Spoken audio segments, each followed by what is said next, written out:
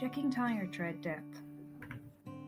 The performance of your vehicle in all weather conditions is closely associated with your tyre tread depth. Brand new tyres are at the maximum tread depth, but obviously through road use this decreases. One of the highest failures in the NCT is the tyre tread depth. Vehicles with a tread depth of 1.6mm or less anywhere across the central 3/4 of the tread pattern will receive a failed dangerous result. Checking the tyre tread. By examining the tyre tread pattern, you will notice small bars called tread wear indicators.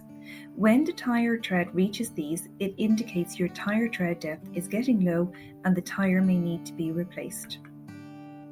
Don't forget, while inspecting the tyre tread depth, you should also look out for any exposure of ply or cord, which is the inner material of the tyre. Any exposure of these materials is considered a dangerous defect. This simple check will keep you and other road users safe. Keep a close eye on your tyres. Don't ignore them. Your tyres are the only thing between you and the road. The NCT for safer, cleaner motoring.